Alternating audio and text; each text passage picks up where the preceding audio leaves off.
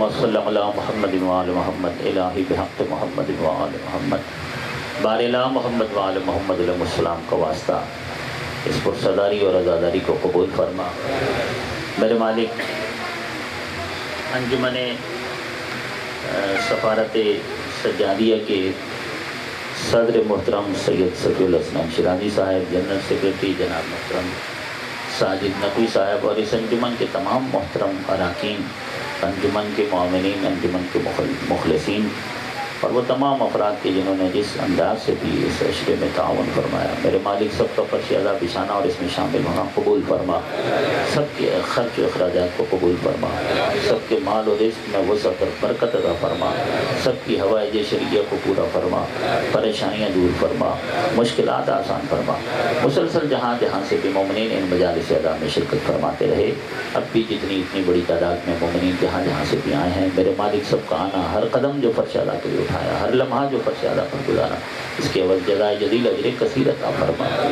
میرے اللہ تمام بیماروں کو شفا عاجل اور صحت کامل عطا فرما، مقروضوں کے قرض عطا فرما، بیماروں کو صحت عطا فرما، خصوصاً صفی الحسن شیرازی صاحب کی جو ہمشیرہ ہیں، میرے مالک انہیں شفا عاجل صحت کامل عطا فرما، قمر بھٹی صاحب کے والد کو شفا عاجل صحت کامل عطا فرما، اور جو بھی کوئی مومن مومنہ بیمار ہیں ان سب کو صحت اور تندرستی عطا فرما۔ سید صفی الحسن شیرازی صاحب کے جو والدین ہیں، بیگم و سید سرفراز علی رضوی، اور والدین سید مظفر حسین نقوی، سید مطیع الحسن شیرازی مرحوم، میرے مالک شیرازی صاحب کے والدین کی مغفرت فرما، ان کے درجات کو بلند فرما، انہیں اہل بیت کی شفاعت نصیب فرما۔ اسی طریقے سے سید صفی الحسن شیرازی صاحب کے اہل خانہ میں سے جو بھی کوئی بیمار ہے، میرے مالک ان سب کو صحت اور شفا عطا فرما۔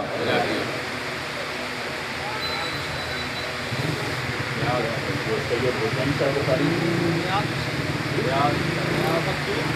مطلوب، سید مطلوب حسین صاحب بخاری، والدین سید ریاض عباس رضوی اور اراکین انجمن، میرے مالک ان سب کی بھی حوائج شرعیہ کو پورا فرما، پریشانیاں دور فرما، مشکلیں آسان فرما، حاضرین غائبین مجلس کے شرکاء سب کے مرحومین کی مغفرت فرما، کل مؤمنین و مومنات جو اسی سے جا چکے ہیں، میرے مالک ان سب کی مغفرت فرما، ان کے درجات کو بلند فرما، جلد از جلد اپنی آخری حجت کا ظہور فرما، ان کے ظہور کے وقت ہم ان کے عوام و انصار میں شامل فرما، تمام دعاؤں کی قبولیت کے لیے باوند بلند صلوات۔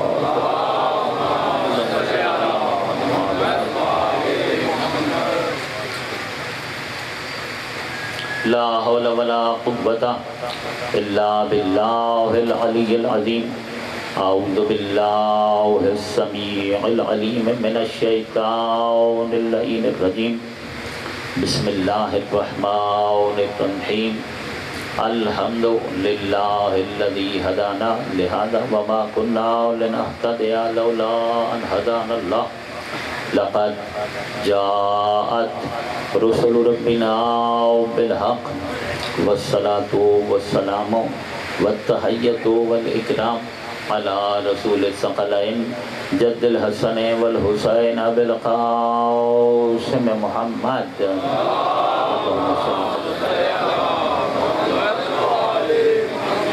وعلی آلہ الاطیبین الاطہرین الاشرفین الافضلین، ورحمۃ اللہ علی محبہم اجمعین، ولعنۃ الدائمۃ علی اعدائہم واعداء اللہ من یوم ظلمہم الان ومن الان الى قیام یوم الدین۔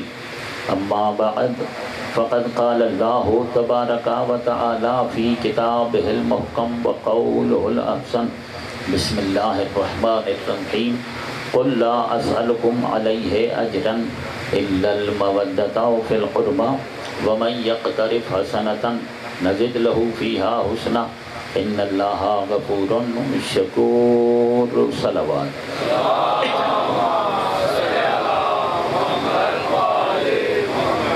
عزیزان گرامی قدر، آیہ مودت پر 20 محرم کو جو سلسلہ سخن شروع ہوا تھا وہ آج 24 محرم کو اپنے 5ویں اور آخری مرحلے میں داخل ہو رہا ہے۔ آیت کا ترجمہ آپ سماعت فرماتے رہے۔ قل لا اسألکم علیہ اجرا الا المودۃ فی القربى، کہ حبیب ان سے کہہ دیجیے کہ اس تبلیغ دین پر اجرت کا سوال اور کچھ نہیں ہے مگر قربا کی مودت، یعنی صرف اور صرف قربا کی مودت ہی کا سوال ہے۔ وَمَن يَقْتَرِفْ حَسَنَةً نَزِدْ لَهُ فِيهَا حُسْنًا، اور جو اس نیکی کو لے لے مزید اس کے اندر نیکیوں کا اضافہ خالق خود کر دیتا ہے۔ نَزِدْ لَهُ فِيهَا حُسْنًا۔ ایک صلوات پڑھیے گا محمد وعلی محمد۔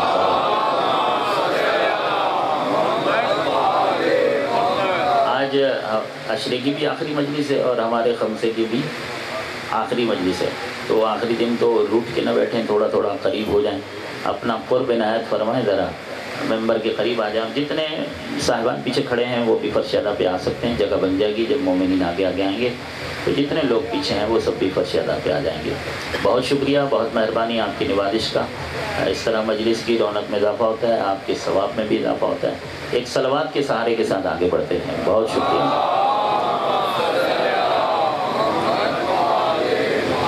بہت شکریہ۔ زحمت کی معذرت، آپ صاحبان کو زحمت دینا مناسب تو نہیں ہے، لیکن کیا کریں، آپ کا دور رہنا بھی اچھا نہیں لگتا، آپ کا قرب بھی بڑا ضروری ہے۔ تو قُل لَا أَسْأَلُكُمْ عَلَيْهِ أَجْرًا، سب سے پہلے ہم نے جائزہ اس چیز کا لینا ہے آج کی اس مجلس میں کہ اہل بیت سے مودت کرنا شرعی طور پر یہ مستحسن عمل ہے، مستحب عمل ہے یا واجب ہے۔ ایک نیکی ہوتی ہے کہ بھئی خدا اور رسول نے ہمیں کہا ہے کہ یہ نیک عمل ہے، کرو، اگر کام مستحسن ہے تو بس ٹھیک ہے، نیک ہے کر دیں، اچھا لگے گا خدا اور رسول کو۔ مستحب ہے تو اس کا مطلب ہے کہ اس کے لیے آپ کے لیے اجر ہے، ثواب ہے، اگر نہیں بھی کریں تو کوئی گناہ نہیں ہے۔ لیکن اگر کوئی کام واجب ہے تو اس کا مطلب ہے کہ اس کو کرنا ضروری ہے، اس کے کرنے پر بہت زیادہ اجر ہے، اور اگر اس کو چھوڑ دیں گے تو وہ حرام ہو جائے گا اور اس پر سزا بھی بہت سخت ہے۔ تو یہ ہے واجب کا مطلب۔ تو ہم نے یہ دیکھنا ہے تھوڑا سا کہ اہل بیت سے مودت کرنا، سب سے پہلے اس کو دیکھ لیں، پھر آتا ہوں میں لفظ مودت پہ بحث کرتا ہوں کہ مودت جو ہے یہ کرنا مستحسن ہے، مستحب ہے یا واجب ہے۔ کیونکہ ایک کام کو کرنے کے لیے جب حکم دے دیتا ہے خدا یا رسول اللہ، حدیث میں ارشاد فرماتے ہیں کہ یہ کام کیجئے، یا ائمہ معصومین کسی کام کے کرنے کے لیے کہتے ہیں، تو ان کا اتنا کہہ دینا کہ یہ کام کیا جائے، کسی کام کا ان کا مطلوب ہو جانا ہی اس بات پر دلالت کرتا ہے کہ یہ کام مستحسن ہے۔ ٹھیک ہے، اب یہ کیسے پتہ چلے گا کہ یہ صرف مستحب ہے یا یہ واجب ہے؟ تو اس کے لیے کچھ اصول ہیں۔ علم اصول اجتہادی علم ہے اور وہاں سے یہ اصول اخذ کیے جاتے ہیں۔ لمبے چوڑے اصول ہیں، لیکن میں اس وقت صرف اتنا کہ مجلس کی حد تک جتنا ضروری ہے، کسی آیت میں یا کسی حدیث میں مطالب انتہائی اہم ہے، اس پر بہت گہری توجہ چاہیے آپ کی۔ میں نہیں چاہتا کہ کوئی فرد بھی اس سے محروم رہے، آپ کے دل و دماغ میں اتر جائیں، بس میری محنت سوالت ہو جائے گی، پہنچ جائے گا جو ہے نا۔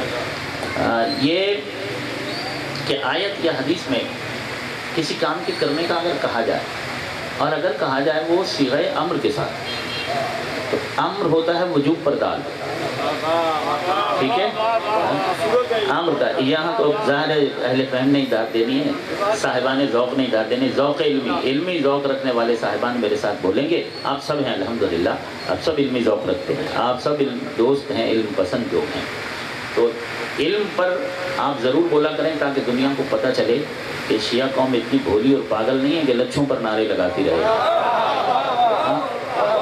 علم دوست ہیں، ظاہر علم پر بولنا، علم کی حوصلہ افزائی۔ اور اس کا ایک اور چیز کہ جب لوگ محنت کر کے علمی مطالب بیان کریں نا، ان کی حوصلہ افزائی زیادہ کیا کریں، وہاں زیادہ نعرے لگائیں، بھلے میری مجلس میں نہ لگائیں، لیکن میں عمومی بات کر رہا ہوں کہ جب کوئی علمی مطالب بیان کرے، علم بیان کرے، تو اس کی مجلس میں زیادہ نعرے لگائے کریں، اس سے زیادہ واہ واہ کیا، اس کا فائدہ آپ کو ہے۔ پڑھنے والوں میں علم بیان کرنے کا شوق پیدا ہوگا، ٹھیک ہے،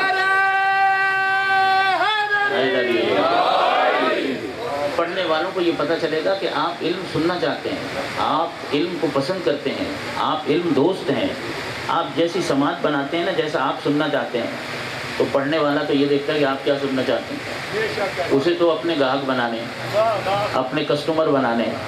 تو مجلس میں اخلاص کے ساتھ مجلس پڑھنے والے بھی ہیں الحمدللہ کہ جو بہت خلوص کے ساتھ پڑھتے ہیں، لیکن شاید ان کی تعداد کم ہوگی۔ جب یہ نظام کاروبار بن جائے گا تو پڑھنے والا مارکیٹنگ کرے گا نا، مارکیٹنگ کرے گا. مارکیٹنگ کا مطلب یہ ہے کہ وہ ایسی مجلس پڑھے گا کہ جس سے زیادہ کسٹمر پیدا ہوں, اس کی مارکیٹ ویلیو ڈیولپ ہو جائے, ٹھیک ہے نا, مارکیٹ میں اس کا نام بڑا ہو جائے, اس کے سننے والے اور چاہنے والے بات اور گاہک اور اس کی قیمت بڑھ جائے, اس کا ریٹ زیادہ لگے. تو ریٹ کب زیادہ لگتا ہے؟ جب وہ سودا بیچا جائے کہ جس کی ڈیمانڈ زیادہ ہے. یہی اصول ہے نا بھائی. میں تو اتنی اکنامکس نہیں پڑھا ہوں, جو پڑھے ہوئے ہیں ان سے پوچھ لیں. کامرس پڑھے ہوئے لوگ جو ہیں ان سے پوچھیں, اکنامکس پڑھے ہوئے جو لوگ ہیں ان سے پوچھیں. کیا ہے ڈیمانڈ اور سپلائی سے چلتا ہے نا نظام. جب کسی چیز کی ڈیمانڈ بڑھ جاتی ہے, ٹھیک ہے نا, اس کی سپلائی بھی زیادہ ہوتی ہے. آپ نے ڈیمانڈ کس چیز کی رکھی ہوئی ہے یہ آپ پر ہے. آپ اگر اپنی ڈیمانڈ علم کی رکھیں گے اور علمی مطالب کی رکھیں گے تو پڑھنے والے علم بیان کریں گے. اگر آپ کی ڈیمانڈ یہ ہوگی کہ نہیں ہم نے خالی جوش سے اور اس سے لچھوں سے خوش ہونا ہے, تو اگلا یہی سودا بیچے گا. اگلا تو یہی کہے گا کہ ٹھیک ہے میں یہی سودا بیچتا ہوں جس میں بکنا ہے, مجھے تو کسٹمر چاہیے, گاہک چاہیے, میرا نام بڑا ہو, میری شہرت زیادہ ہو, میرے کسٹمر زیادہ بن جائیں. تو یہ تو آپ اپنی قسمت کا فیصلہ خود کرتے ہیں, ٹھیک ہے نا, آپ اپنے نصیب کا فیصلہ خود کرتے ہیں. تو میں پوری قوم کے لیے یہ میسیج ہے, میڈیا کے تھرو بھی یہ بات جا رہی ہے, صرف یہیں کے لوگوں کو نہیں کہہ رہا ہوں, کہ جہاں تک میڈیا کے تھرو یہ بات جا رہی ہے تمام افراد کے لیے یہ پیغام ہے کہ علم دوست بنے, علم کو پسند کریں, اپنا مزاج اور اپنا ذوق علمی بنائیں تاکہ لوگ علمی مجالس پڑھیں اور اس سے فائدہ ہو کہ ہمارے نوجوانوں کی, ہمارے بچوں کی, ہماری قوم کی فکری اور علمی سطح بلند ہو. یعنی وہ مجالس کے برسہ برس سے ہم مجالس سنیں, نہ ہماری علمی سطح بلند ہو اور نہ فکری سطح ہماری بلند ہو, نہ ایمان میں اضافہ ہو, نہ قلوب کے اندر طہارت داخل ہو. ہم اگر اتنا لمبا عرصہ مجلسیں سننے کے بعد بھی وہیں کے وہیں کھڑے ہیں تو ہم نے اتنا پیسہ کہاں خرچ کیا؟ نہ ہمارے بچوں کی علمی اور فکری سطح جو ہے وہ بلند ہوئی ہے, نہ ہم نظریاتی بنے, نہ ہم اعتقادی بنے, نہ ہم تربیتی بنے, نہ ہم صالح بنے, ٹھیک ہے نا. دیکھیے یہ سب کچھ بھی تو بننا ہے نا, اور وہ کہاں سے بنے گا انسان؟ مجالس ہی سے بنے گا. اور ماشاءاللہ میرے سامنے ساہیوال کا یہ بہت اچھا مجمع ہے, باذوق مجمع ہے, پڑھا لکھا مجمع ہے. وَلَا أَسْأَلُكُمْ عَلَيْهِ أَجْرًا. کسی کام کے واجب ہونے کی پہلی چیز یہ ہے کہ اگر آیت میں یا حدیث میں کسی کام کا اگر حکم دیا گیا ہے کہ یہ کام آپ کیجئے, اور وہاں اگر صیغہ آ جاتا ہے امر کا, تو امر وجوب پر دال ہوتا ہے, یعنی کسی کام کے واجب ہونے پر دلالت کرتا ہے کہ یہ کام واجب ہے. دیکھیں ایک چیز ہوتی ہے التجا, ایک چیز ہوتی ہے التماس, ایک چیز ہوتی ہے استدعاء, ایک چیز ہوتی ہے امر, اور ایک چیز ہوتی ہے قضا. ٹھیک ہے, اس میں کیا فرق ہے؟ التجا جہاں انتہائی چھوٹا انتہائی بڑے سے کچھ کہے تو وہ ملتجی ہوتا ہے, التجا کر رہا ہے. التماس جہاں کچھ چھوٹا کچھ بڑے سے کچھ کہے تو اسے التماس کہا جاتا ہے. استدعاء جہاں کہنے اور سننے والے کا اسٹیٹس برابر ہو, ٹھیک ہے, تو وہ استدعاء ہوتی ہے. امر جہاں کہنے والا بزرگ اور برتر ہو, ٹھیک ہے, کہنے والا بزرگ و برتر ہو تو اپنے سے بڑے کی کہی ہوئی بات تو ویسے ہی امر ہوتی ہے, اور پھر اگر صیغہ بھی امر کا استعمال کر دے وہ, توجہ فرما رہے ہیں. ایک تو یہ ہے کہ بزرگ نے ایک بات کہی ہے تو اس کا کہہ دینا ہی حکم ہے, لیکن صیغہ کون سا استعمال ہوا ہے؟ تو اب اصول یہ کہتا ہے کہ اگر امر کا صیغہ اور کلام معصوم میں آ جائے, خدا کے کلام میں آ جائے یا رسول اللہ کے کلام میں یا امام کے کلام میں صیغہ امر کا آ جائے تو یہ کام حتماً واجب ہے, یہ کام مستحب نہیں ہے. یہ جو آیت ہے قُلْ لَا أَسْأَلُكُمْ عَلَيْهِ أَجْرًا إِلَّا الْمَوَدَّةَ فِي الْقُرْبَى, اس میں پہلا صیغہ ہی امر ہے. قل صیغہ کیا ہے؟ قل صیغہ ہے امر کا. یہاں اللہ رسول اللہ کو پاک پروردگار اپنے حبیب کو حکم دے رہا ہے, ٹھیک ہے نا. حکم ہے کہ آل محمد کی مودت کا سوال کیا جائے. تو اس قل کے صیغے نے بتایا کہ آل محمد کی مودت جو ہے وہ مستحب نہیں ہے بلکہ وہ واجب ہے. کیا ہے؟ واجب ہے. اس کے بعد دوسری چیز, 3 دلیلیں اسی آیت سے بیان کر رہا ہوں کہ جو یہ بیان کر رہی ہیں کہ اہل بیت سے مودت کرنا واجب ہے, مستحب نہیں ہے. اور بھی بہت دلائل ہو جائیں گے لیکن وہ تو پھر ساری مجلس اسی پہ تو نہیں ختم کرنی, اور بھی بہت کچھ بیان کرنا ہے. تو 3 دلیلیں اسی آیت سے آپ کی خدمت میں پیش کر رہا ہوں. پہلا صیغہ قل یہ بتا رہا ہے کہ اہل بیت سے مودت کرنا واجب ہے. دوسرا لا اسألکم کی جو لفظیں ہیں یہ بتا رہی ہیں کہ اہل بیت سے مودت کرنا واجب ہے. وہ کیسے؟ لا اسألکم کی جو لفظیں ہیں یہ بتا رہی ہیں کہ اللہ کی نظر میں، خالق کی نظر میں آل محمد کی مودت اتنی ضروری ہے کہ اس اللہ نے ان 14 کی مودت کے لیے رسول اعظم کو امت کے سامنے سائل بنایا ہے.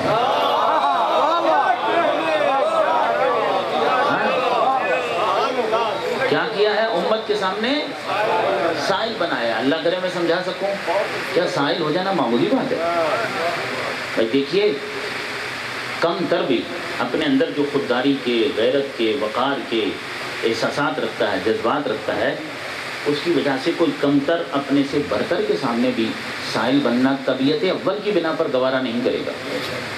اس کی طبیعت اول یہ پسند نہیں کرے گی. طبیعت ثانوی کسی مجبوری کے تحت، ٹھیک ہے، لیکن پھر بھی کمتر کا برتر کے سامنے سائل بننا نسبتاً آسان ہے. برابر والے کے سامنے سائل بننا اور مشکل ہے. اور اگر ہو ہی بڑا تو چھوٹے کے سامنے سائل بننا یہ تو بہت ہی مشکل ہے. مشکل ہے یا نہیں ہے؟ بھئی دیکھیے، آپ کو اگر کہا جائے آپ سائل بن جائیے، آپ 10 سے سوال دراز کیجیے، کیا خیال ہے آسانی سے بن جائیں گے آپ؟ ہے نا یہ مشکل کام. اور پھر جس کی عزت زیادہ ہو، جس کی عظمت زیادہ ہو، وہ سائل بنے اس کے سامنے کہ جو عزت اور عظمت میں اس سے کم ہو. یہ تو بہت ہی مشکل کام ہے. اب بتائیے، کائنات میں رسول اللہ سے زیادہ کسی کی عزت اور عظمت ہے؟ اس پوری کائنات میں جتنی بھی عزت و عظمت ہے وہ تو پاک پیغمبر کے صدقے میں ہے، انہی کی وجہ سے ہے. اس خدا کے بعد اس پوری کائنات میں سب سے افضل ذات سرکار دو عالم کی ہے، رسول معظم کی ہے. یہ وہ ہیں کہ جن کی شان میں قصیدے خود اللہ نے پڑھے ہیں. یہ بول پڑے تو اس نے تعریف کر دی کہ وما ينطق عن الهوى ان هو الا وحی یوحی. اللہ نے تعریف کی ہے، اپنے حبیب کی تعریف کی ہے. ان کی زلفیں دیکھیں تو کہا واللیل اذا یغشا، ان کا چہرہ دیکھا تو کہا والشمس والضحیٰ. ٹھیک ہے، ایسا ہی ہے. انہوں نے سفر کر دیا تو اس نے کہا سبحان الذی اسریٰ بعبدہ لیلا من المسجد الحرام الی المسجد الاقصی الذی بارکنا حولہ لنریہ من آیاتنا. اور کبھی یوں ان کی شان میں قصیدہ پڑھا، کہا یا ایھا النبی انا ارسلناک شاہدا ومبشرا ونذیرا وداعیا الی اللہ باذنہ سراجا منیرا.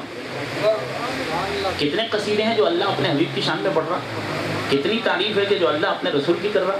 کبھی یوں کہا وما انت بنعمت ربک بمجنون، حبیب تو اپنے رب کے فضل و کرم سے کبھی بھی مجنون نہیں رہا ہے. تو یہ دماغ کی تعریف کی نا. اللہ نے کیا کیا؟ جہاں تک میری بات پہنچے،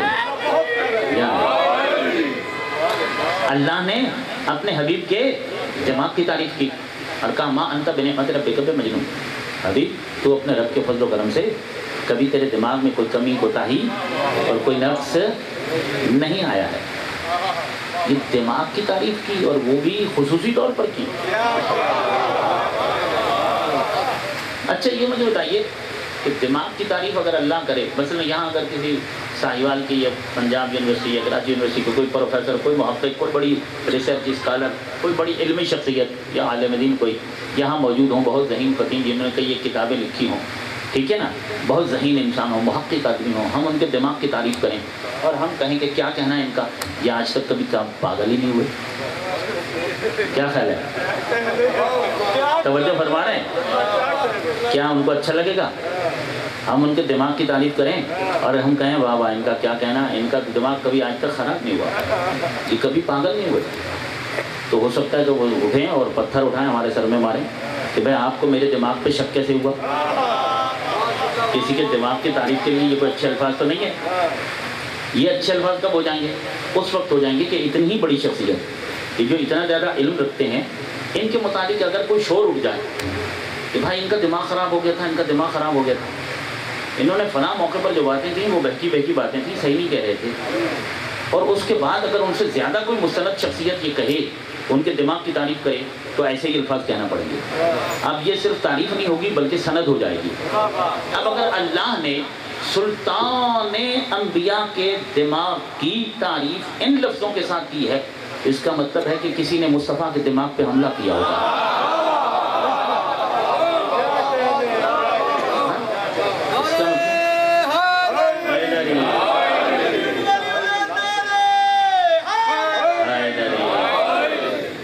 اور اللہ نے یہ آیت بھیج کر اور یہ کہہ کر کہ مَا أَنْتَ بِنِعْمَةِ رَبِّكَ بِمَجْنُونٍ، یہ کہہ کر واضح کر دیا کہ میرا حبیب، سند ہو گئی نا، سند ہو گئی دماغ کی، کہ میرا حبیب تو ہمیشہ صحیح الدماغ رہا ہے۔ اب جس کسی کو اس کے دماغ پہ شک ہو گیا وہ اپنے دماغ کا علاج کروا۔ یہ اللہ نے سلیم الدماغ ہونے کی سند دی۔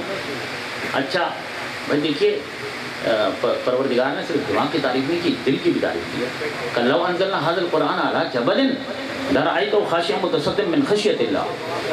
اللہ قرآن میں کہتا ہے کہ اگر ہم یہ قرآن کسی پہاڑ پر بھی نازل کرتے تو آپ دیکھتے کہ وہ ریزہ ریزہ ہو جاتا۔ مضبوط ترین پہاڑ قرآن مجید کی ایک آیت یا ایک لفظ یا ایک حرف یا ایک نقطے کا وزن برداشت نہیں کر سکتے۔ یہ مضبوط پہاڑ جو ہیں ان کے پر اگر قرآن کا ایک حرف نازل ہو جاتا وہ ریزے ریزے ہو جاتے۔ اب یہ قرآن نازل کہاں ہوا ہے؟ پورا قرآن قلب پیغمبر پر، پیغمبر اعظم کے قلب مبارک پر، ان کے دل پر نازل ہوا۔ سمجھ میں آ رہا ہے کہ مصطفیٰ کا دل کتنا مضبوط ہے، کتنا مضبوط ہے مصطفیٰ کا دل، اور جس کا دل اتنا مضبوط ہو اس کا دماغ کتنا مضبوط ہوگا۔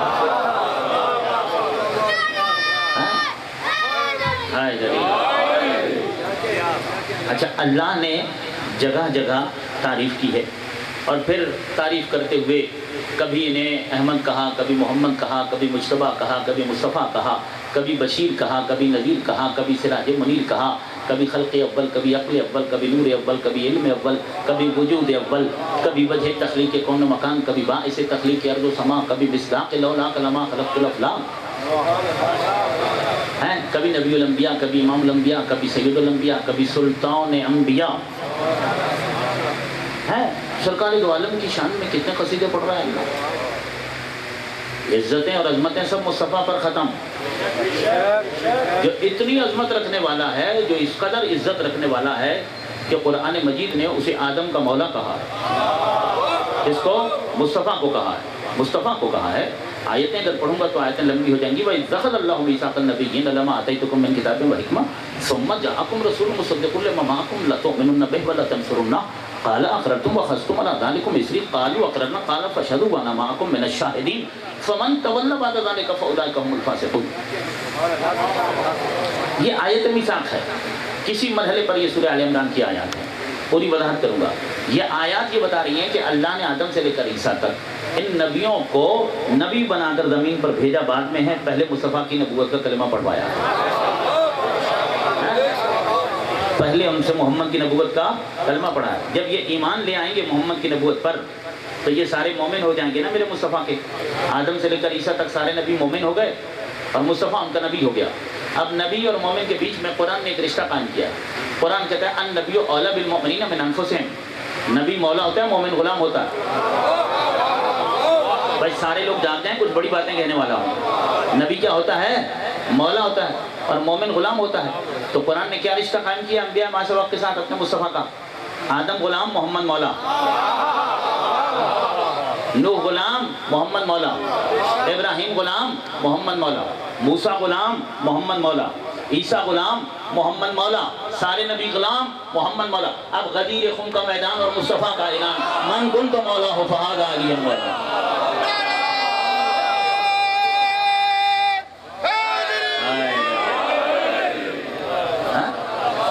کیا کہا کہ جس کا میں مولا ہوں اس کا علی مولا ہے۔ تو اب مجھے کہنے دیجئے کہ آدم غلام علی مولا، نوح غلام علی مولا، ابراہیم غلام علی مولا، موسیٰ غلام علی مولا، عیسیٰ غلام علی مولا۔ بھائی سمجھیے گا، میرے جملے کو ذرا سمجھیے گا۔ کے ساتھ دل بولا علی مولا، علی مولا، زبان کے ساتھ دل بولا علی مولا، علی مولا۔ بھائی دیکھیے، قرآن مجید کی آیات کی روشنی میں اور پیغمبر کے اعلان کی روشنی میں علی مولا کیا ہو گئے؟ انبیاء کے مولا ہو گئے، فرشتوں کے بھی مولا ہو گئے۔ دیکھیے اب اگر کوئی کہتا ہے کہ میں علی کو مولا نہیں مانتا، اگر کوئی کہتا ہے کہ میں علی کو مولا نہیں مانتا، تو میں کہوں گا کہ آپ کو تو ماننا بھی نہیں چاہیے، اس لیے کہ آپ کوئی آدم جیسے تھوڑی ہیں۔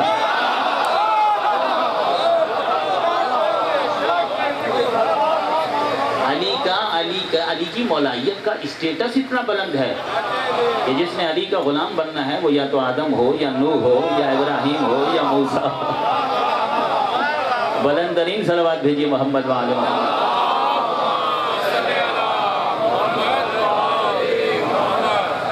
پوری کائنات میں سب سے افضل ذات ہے خدا کی، بہت شکریہ، سب سے افضل ذات ہے خدا کی، اور اس کے بعد ہے مصطفیٰ، مصطفیٰ کے بعد ہے مرتضیٰ، مرتضیٰ کے بعد ہے آل مرتضیٰ۔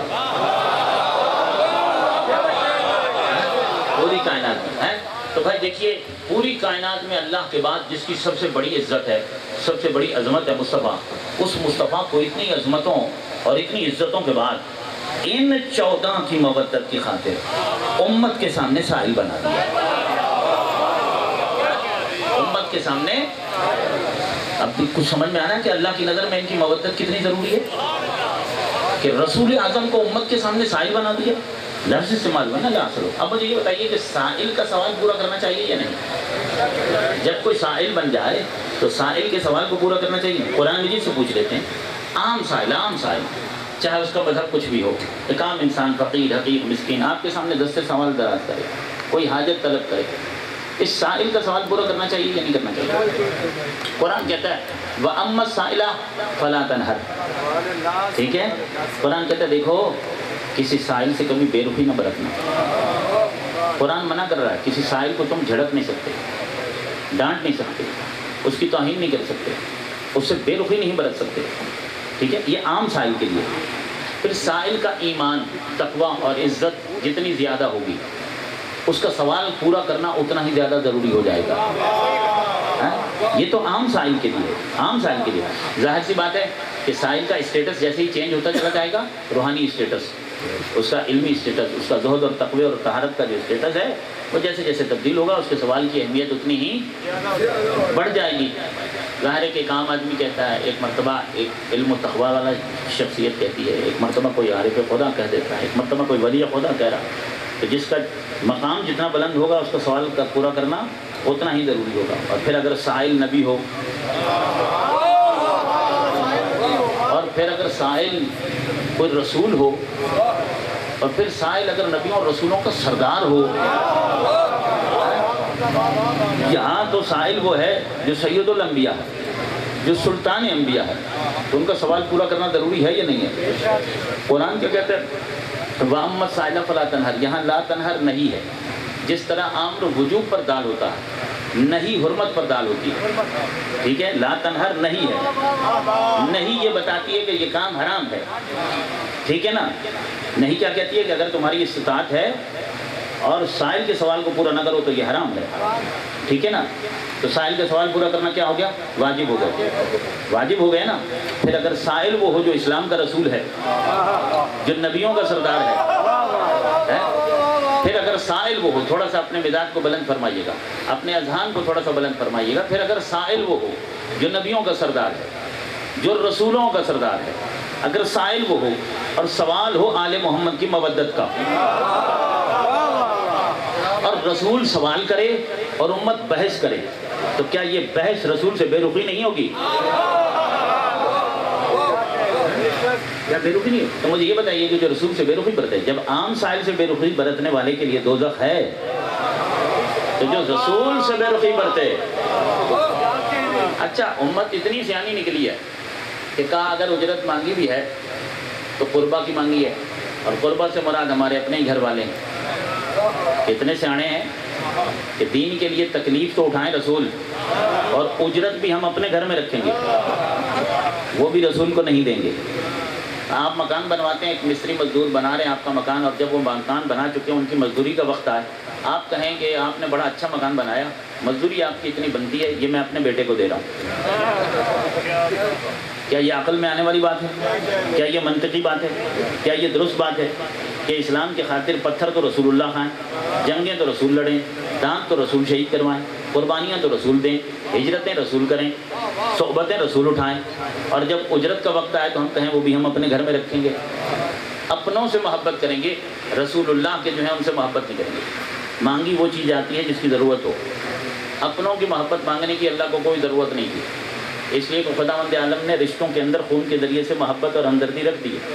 کون سے ماں باپ ہیں کہ جنہیں اولاد سے محبت نہیں ہوتی؟ کون سی اولاد ہے جنہیں ماں باپ سے محبت نہیں ہوتی؟ کون سے بہن بھائی ہیں کہ جنہیں آپس میں محبت اور ہمدردی نہیں ہوتی؟ جب اللہ نے خون کے رشتے بنائے ہی اس لیے ہیں تاکہ یہ مشکلوں میں ایک دوسرے کے کام آئیں۔ اللہ نے ان کے دلوں میں ایک دوسرے کا درد رکھا اور ہمدردی رکھی، تو ایسی چیز مانگنے کی ضرورت نہیں تھی، تو مانگنی تو وہی چیز تھی جو بغیر مانگے۔ اب مانگنے پر بھی اتنی بحث کی جا رہی ہے۔ آل محمد کی مودت، قل لا اسألکم علیہ اجرا الا المودۃ فی القربى، ایک لفظ قل نے بتایا کہ آل محمد کی مودت واجب ہے، دوسرا لا اسألکم رسول اللہ کا سائل ہو جانا، اللہ کا ان کو سائل بنانا، اس عمل نے بتایا کہ آل محمد کی مودت مستحب نہیں بلکہ واجب ہے۔ تیسری چیز قل لا اسألکم علیہ اجرا میں جو اجر کا لفظ ہے، یعنی اللہ نے آل محمد کی مودت کو رسول اعظم کی اجرت بنایا ہے۔ اس لفظ اجر نے بتایا ہے کہ آل محمد کی مودت مستحب نہیں ہے، واجب ہے۔ یہ مجھے اس کے لیے دلیلیں دینے کی ضرورت نہیں ہے، بچے کو معلوم ہے۔ تحفہ دینا مستحب ہوتا ہے، صدقہ دینا مستحب ہوتا ہے، ہدیہ دینا مستحب ہوتا ہے، خیرات دینا مستحب ہوتا ہے، انعام دینا مستحب ہوتا ہے، مگر اجرت کبھی بھی مستحب نہیں ہوتی ہے۔ اجرت مستحب ہوتی ہے، اجرت دینا ہمیشہ واجب ہوتی ہے۔ اجرت یعنی کسی کا وہ حق ہے کہ جس کو ادا کرنا ضروری ہے، لازم و واجب ہے۔ تو اللہ نے آل محمد کی مودت کو رسول اللہ کی اجرت بنا کر اسے واجب قرار دیا ہے۔ جب یہ طے ہو گیا، پورے مجمع کی انتہائی توجہ چاہتا ہوں، جب یہ طے ہو گیا کہ اہل بیت کی مودت واجب ہے، تو اب جو اسلام کے واجبات ہیں ان کی ایک فہرست بناتے ہیں، ٹھیک ہے؟ اسلام کے کام جو اللہ نے اور دین نے، شریعت نے جن کاموں کو واجب قرار دیا، نماز واجب ہے، روزہ واجب ہے، حج واجب ہے، زکوٰۃ، خمس، جہاد، امر بالمعروف، نہی عن المنکر، تولا، تبرع، یہ ساری چیزیں واجبات میں آ گئیں۔ اسی طرح آل محمد کی مودت بھی واجب ہے، ٹھیک ہے؟ لیکن کیا تھوڑا سا جائزہ اس بات کا لینا ہے، کیا اہل بیت کی مودت ایسا ہی واجب ہے کہ جس طرح نماز واجب ہے؟ کیا اہل بیت کی مودت ایسا ہی واجب ہے کہ جیسے روزہ واجب ہے؟ کیا اہل بیت کی مودت ایسا ہی واجب ہے کہ جیسا حج واجب ہے؟ یا ان کے واجب ہونے میں اور آل محمد کی مودت کے واجب ہونے میں کوئی فرق ہے؟ کیا خیال ہے، آپ کی طبیعت چاہ رہی ہے فرق بیان کروں؟ یہ علمی بنیادوں پر بات ہو رہی ہے، فرق ہے۔ فرق کیا ہے؟ میں آپ سے ایک مسئلہ پوچھتا ہوں، تو فرض کریں کہ اللہ نہ کرے کہ کبھی کسی کی نماز قضا ہو، کسی کی نماز قضا کبھی بھی نہیں ہونی چاہیے، مستحب نماز بھی قضا نہیں ہونی چاہیے، واجب تو ہونی نہیں چاہیے، لیکن خدا نخواستہ اگر کسی شخص نے سال کے 12 مہینوں میں سے 11 مہینے نماز ہی نہیں پڑھی اور آ گیا رمضان، ٹھیک ہے؟ میں آپ سے پوچھتا ہوں کہ 11 مہینے حضرت نے نماز نہیں پڑھی اور اب رمضان آ گیا، کیا یہ رمضان کے روزے رکھ سکتے ہیں یا نہیں؟ شریعت کیا کہتی ہے؟ کیونکہ پورا سال نماز نہیں پڑھی تو روزہ بھی نہیں رکھ سکتا؟ رکھ سکتا ہے، بالکل درست جواب ہے، واضح بات ہے کہ حالانکہ سال بھر نماز نہیں پڑھی مگر رمضان آ گیا ہے تو روزہ شریعت کہتی ہے رکھ سکتا ہے۔ اسی طریقے سے خدا نہ خاصہ اللہ نہ کرے کہ کوئی کسی کا کبھی روزہ چھوٹے، لیکن اللہ نہ کرے کہ کسی نے پورا رمضان ہی روزہ نہیں رکھا، کیا سال کی نماز روزے کا پابند نہیں ہے مگر حج کر سکتا ہے؟ تو بالکل واضح سی بات ہے کہ نماز الگ سے ایک مستقل واجب ہے، روزہ بھی الگ سے ایک مستقل واجب ہے، حج بھی اپنے مقام پر ایک مستقل واجب ہے، اور ہر ایک کا حساب کتاب بھی الگ الگ ہے، ٹھیک ہے نا؟ نماز کا اپنا حساب کتاب ہے، روزے کا اپنا، پوری توجہ میری طرف، انتہائی اہم مطالب ہیں جو آپ کے اذہان عالیہ کی نظر کرنا چاہتا ہوں کہ بھائی نماز کا الگ سے حساب کتاب ہے، روزے کا الگ سے حساب کتاب ہے، حج کا الگ سے حساب کتاب ہے، یعنی نماز کی وجہ سے روزہ رد نہیں ہوگا، روزے کی وجہ سے نماز رد نہیں ہوگی، حج کی وجہ سے یہ دونوں رد نہیں ہوں گے، ان دونوں کی وجہ سے حج رد نہیں ہوگا۔ یہ بات تو بالکل واضح سی بات ہے نا؟ کیا اہل بیت کی مودت بھی ایسا ہی واجب ہے کہ اگر ہم اہل بیت سے مودت نہ کریں اور نماز پڑھیں چلیں نماز کا تو فائدہ ہو جائے گا، اہل بیت سے مودت نہ کریں اور حج کر لیں چلیں حج کا تو فائدہ ہو جائے گا؟ ذرا دھیان دیجیے گا، اللہ نے آل محمد کی مودت کے واجب کو کہاں جا کر بیان کیا؟ سورہ شورا کی آیت نمبر 23 میں قُلْ لَا أَسْأَلُكُمْ عَلَيْهِ أَجْرًا إِلَّا الْمَوَدَّةَ فِي الْقُرْبَى، اپنے نبی کے ذریعے سے پورا دین جب امت تک پہنچوا چکا تو رسول کی اجرت کے طور پر آل محمد کی مودت کو طلب کیا، اور اللہ نے اہل بیت کی مودت کے واجب کو رسول اعظم کی اجرت بنا کر اس واجب کو وہ واجب قرار دیا ہے کہ جس واجب کو ادا کیے بغیر کوئی واجب قبول ہی نہیں ہو سکتا۔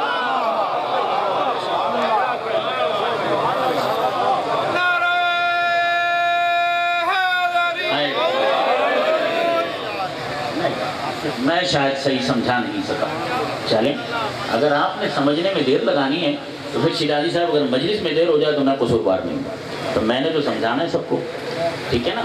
آپ کا رسپانس بتائے گا کہ میری بات آپ کو سمجھ میں آ رہی ہے یا نہیں آ رہی ہے، اور اگر نہیں آ رہی ہے تو مجلس لمبی ہوتی چلی جائے گی، ٹھیک ہے نا؟ آخری مجلس ہے اور کوئی بات کیوں رہ جائے گا، کیوں سمجھ میں نہ آ؟ بھائی دیکھیے، خاموشی تو دو وجوہات سے ہوتی ہے کہ اگر اہل بیت کی بات مجلس میں ہو رہی ہے، محمد و آل محمد علیہ السلام کی بات اگر مجلس میں کی جا رہی ہے تو خاموش دو قسم کے لوگ ہوتے ہیں، یا تو وہ طبیعتاً ہوتے کنجوس ہیں، ٹھیک ہے نا، یا پھر ان کی سمجھ میں بات نہیں ہے۔ میں کنجوس تو نہیں سمجھتا آپ میں سے کسی کو بھی، تو وہ میری نالائکی ہے کہ میں سمجھا نہیں پا رہا، ٹھیک ہے نا؟ کیونکہ سب سے بڑا کنجوس وہ ہوتا ہے کہ جو اہل بیت کے فضائل سنے اور چپ رہے،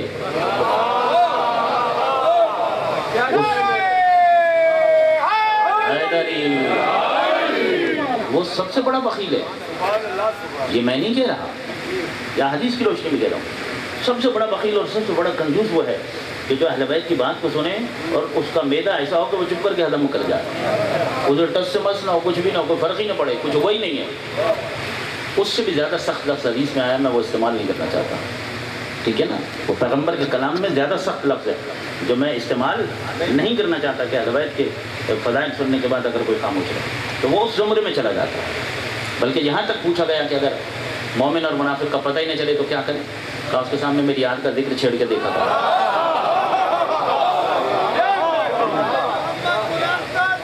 صلوات۔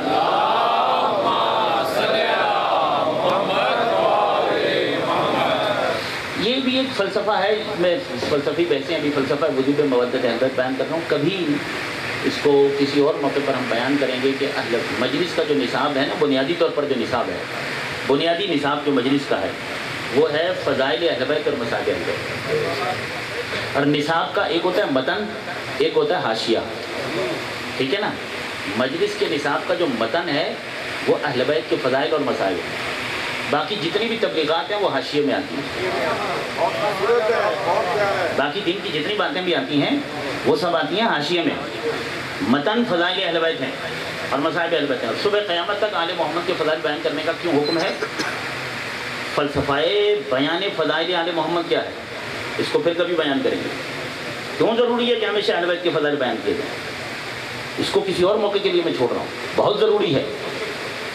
قُلْ لَا أَسْأَلُكُمْ عَلَيْهِ أَجْرًا إِلَّا الْمَوَدَّةَ فِي الْقُرْبَى، اللہ نے آل محمد کی مودت کو رسول اعظم کی اجرت بنا کر اس واجب کو وہ واجب قرار دیا ہے کہ جس واجب کو ادا کیے بغیر کوئی واجب قبول ہی نہیں ہو سکتا، کوئی واجب قبول۔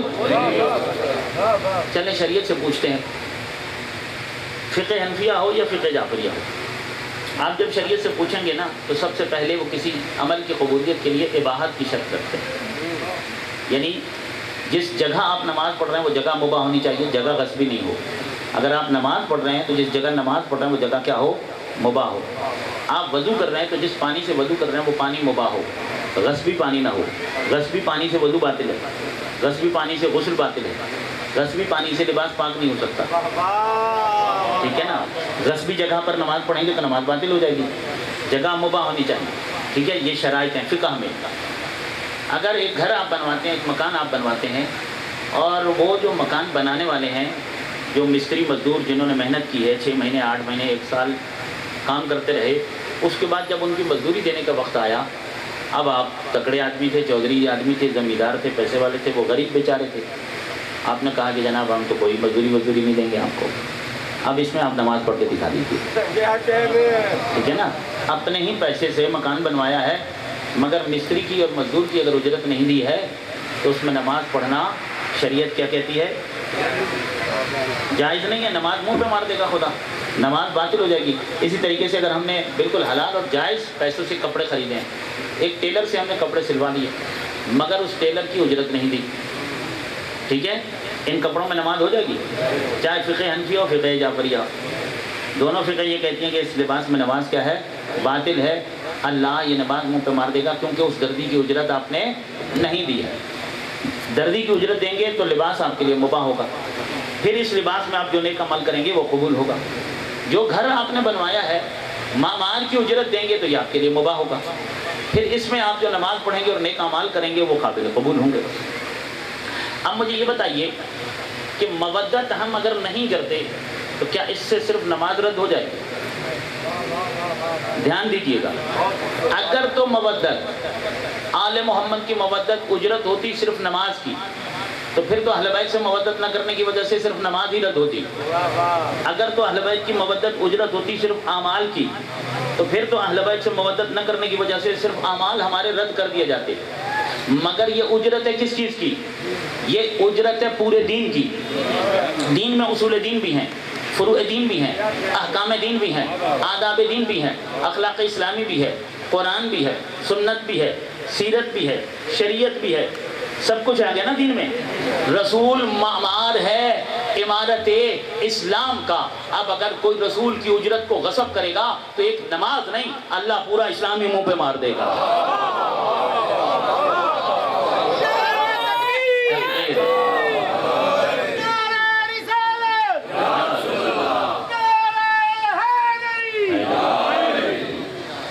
تو اب اتنی بات واضح ہو گئی، ایک تو یہ مسئلہ حل ہو گیا کہ اہل بیت کی مودت واجب ہے، پھر واجب ہونے کے بعد اللہ نے اس واجب کو رسول اعظم کی اجرت بنا کر اس واجب کو وہ واجب قرار دیا ہے کہ جس واجب کو ادا کیے بغیر کوئی واجب قبول ہی نہیں ہو سکتا، ٹھیک ہے؟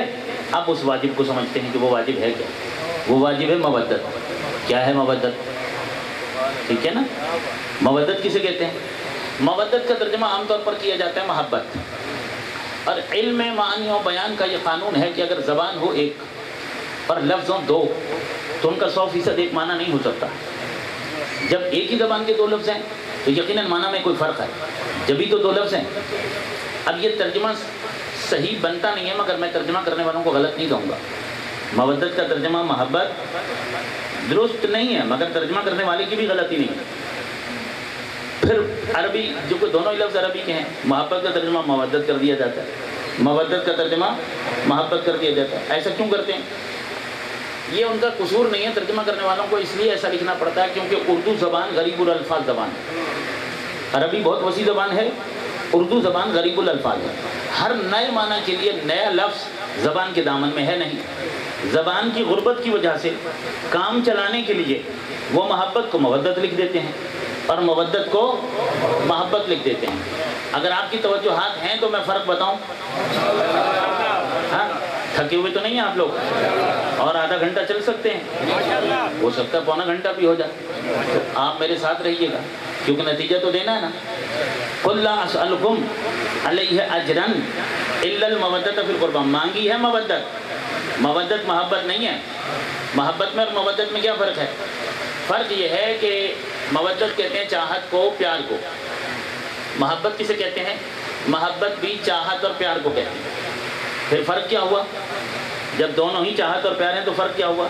فرق یہ ہے کہ یہ جو چاہت ہے، یہ جو پیار ہے، اس کے مدارج ہیں، اس کے درجے ہیں، اور وہ ہیں کل 5۔ چاہت اور پیار کے پہلے درجے کا نام محبت ہے، چاہت اور پیار کے دوسرے درجے کا نام انس ہے، اس پیار کے تیسرے درجے کا نام شغف ہے، چوتھے درجے کا نام عشق ہے، 5ویں اور آخری درجے کا نام مودت ہے۔ 5ویں اور آخری درجے کا نام کیا ہے؟ مودت ہے۔ اب اسے کہتے ہیں تعبیل بالمعنی۔ سمجھیے، میں تعبیل بالمعنی کے ذریعے سے آپ کو سمجھا رہا ہوں۔ کبھی کبھی مثال مجاز کی ہوتی ہے مگر مقصود حقیقت فہمی ہوتی ہے۔ ہم مجاز کی مثالوں کے ذریعے سے حقیقت فہمی تک جانا چاہتے ہیں۔ اتنا تو میرے سامعین میں سے ہر ایک کو معلوم ہے کہ چاہت اور پیار کی دو قسمیں ہیں، ایک مجازی اور ایک حقیقی۔ ہماری بحث اس وقت مجازی محبت سے نہیں ہے۔ مجازی محبت وہ کہ جو مخلوقات کے لیے انسان کے اندر پائے جاتے ہیں، احساس محبت اور جذبات محبت۔ لیکن حقیقی محبت وہ ہے کہ جو خالق خدا اور خدا کے مصطفیٰ و مرتضیٰ و مجتبیٰ بندے، اللہ کے چنے ہوئے بندوں سے جو انسان پیار کرتا ہے، وہ حقیقی محبت ہوتی ہے۔ تو اس وقت بحث ہماری حقیقی محبت سے، لیکن کبھی کبھی حقیقت فہمی کے لیے مجاز کی مثالوں کا بھی سہارا لینا پڑتا ہے تاکہ حقیقت تک رسائی ممکن ہو سکے۔ چاہت اور پیار کے 5 درجے ہیں اور پہلے درجے کا نام محبت ہے۔ بہت تیزی سے آگے بڑھ رہا ہوں، بہت تیزی کے ساتھ۔ چاہت اور پیار کے پہلے درجے کا نام محبت ہے، دوسرے درجے کا نام انس ہے، تیسرے کا شغف ہے۔ یعنی بالکل ابتدائی سطح پر ہو پیار اور چاہت تو محبت ہے، تھوڑا سا اور آگے بڑھ جائے تو انس ہو جائے گا، اور آگے ہو جائے تو شغف کہلائے گا، اور آگے زیادہ ہو جائے تو عشق کہلائے گا، حد انتہا پہ پہنچے تو مودت کہلائے گا۔ کیا کہلائے گا؟ مودت کہلائے گا۔ کس سطح کی چاہت کو محبت کہتے ہیں؟ کس سطح کی چاہت کو انس کہتے ہیں؟ کس سطح کی چاہت کو شغف کہتے ہیں؟ دھیان، پوری توجہ۔ محبت یہ ہے کہ دیکھا تو چاہا کہ دیکھوں، یہ محبت ہے۔ دیکھا تو طبیعت نے چاہا کہ دیکھوں، یہ محبت ہے۔ اس سطح کی چاہت کو محبت کہا جائے گا۔ آگے بڑھے انس، انس یہ ہے کہ دیکھا تو چاہا کہ دیکھوں بھی اور آگے بڑھ کر بات بھی کروں۔ ٹھیک ہے، یہ کیا ہے؟ یہ انس ہے۔ شغف، شغف یہ ہے کہ دیکھا تو چاہا کہ دیکھتا رہوں اور باتیں کرتا رہوں، سلسلہ دیدار اور سلسلہ گفتار مسلسل رہے، منقطع نہ ہو۔ چاہت یہاں تک آ جائے تو اسے شغف کہا جائے گا۔ کیا کہا جائے گا؟ شغف کہا جائے گا۔ اس سے بھی آگے ہو گئی، اب پیار اور چاہت عشق میں تبدیل ہو گئی۔ عشق ہو گیا۔ عشق کیا ہے؟ عشق یہ ہے کہ اب در پسند تو آپ کا، گھر پسند تو آپ کا، صورت پسند تو آپ کی، سیرت پسند تو آپ کی، رفتار پسند تو آپ کی، گفتار پسند تو آپ کی، محفل پسند تو آپ کی، مجلس پسند تو آپ کی، صحبت پسند تو آپ کی، سنگت پسند تو آپ کی، اٹھنا پسند تو آپ کا، بیٹھنا پسند تو آپ کا، بولنا پسند تو آپ کا، چلنا پسند تو آپ کا۔ جہاں تصور میں آپ، تخیل میں آپ، فکروں میں آپ، خیالوں میں آپ، دل پہ آپ، دماغ پہ آپ، ذہن پہ آپ، زبان پہ آپ، جہاں آپ ہی آپ ہوں اور کچھ نہ ہو، ایسی چاہت کو عشق کہا جاتا ہے۔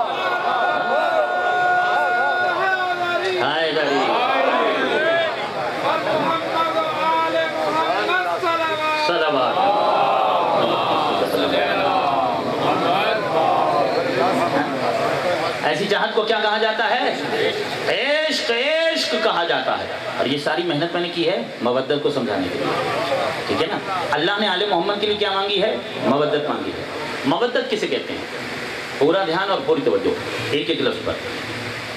مودت نام ہے چاہت کی اس منزل کا کہ جہاں چاہنے والا چاہتا یہ ہے کہ جسے میں چاہتا ہوں وہ چاہتا کیا ہے۔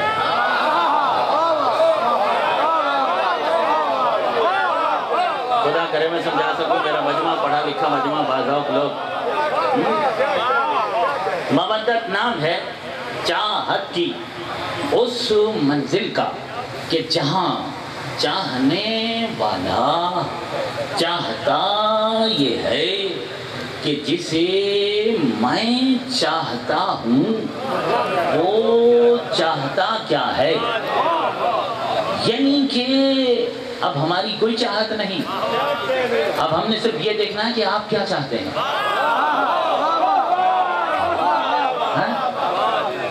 ہماری اب کوئی چاہت نہیں ہے، اب ہم صرف یہ دیکھیں، ہم نے تو یہ دیکھنا ہے کہ آپ کیا چاہتے ہیں۔ اب پاؤں ہمارے ہوں گے چلیں گے آپ کی مرضی سے، ہاتھ ہمارے ہوں گے ہلیں گے آپ کی مرضی سے، زبان ہماری ہوگی بولے گی آپ کی مرضی سے، آنکھ ہماری ہوگی، دیکھے گی آپ کی مرضی سے، کان ہمارے ہوں گے، سنیں گے آپ کی مرضی سے، دل ہمارا ہوگا، دھڑکے گا آپ کی مرضی سے، دماغ ہمارا ہوگا، سوچے گا آپ کی مرضی سے، اعضاء بدن ہمارے ہوں گے، سلطنت جسم ہماری ہوگی، اور اس پر حکم آپ کا چلے گا۔ کیوں؟ اس لیے کہ اب ہم آپ کے ہو گئے کچھ اس طرح سے کہ اپنے بنا رہے۔